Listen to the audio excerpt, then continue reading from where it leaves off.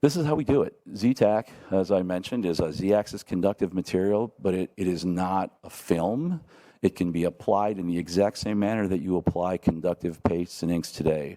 Typically, the application process is either going to be a syringe dispense, automated syringe dispense system, or open aperture stainless steel stencil.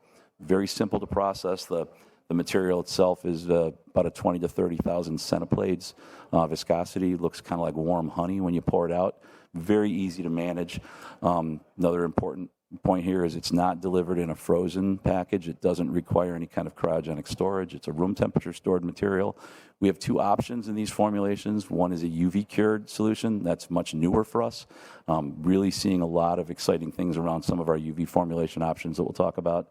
And then there's a two-part catalyzed epoxy system, more of a traditional epoxy. But of course, neither of these require refrigeration or frozen storage, so they're available immediately and they can be reused off the screen. What we're doing is taking ferromagnetic particles of our own design. We've got IP on the particle technology and IP on the process. The ferromagnetic particles are about 1 micron, spherically shaped. They're not magnets, but they are responsive to a magnet.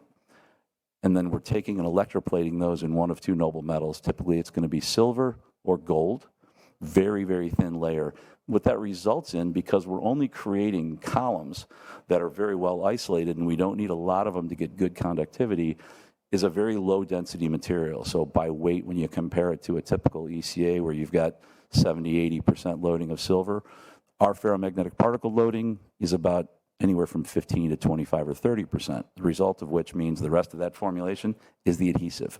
And we're underfilling the entire component or the entire area to be bonded, so the bond strength is drastically higher than almost any other option. The other important factor here is, from a cost standpoint, the loading of actual silver or gold on these particles is anywhere from 3 to 5%. So very low noble metal required to make these work and functionalize.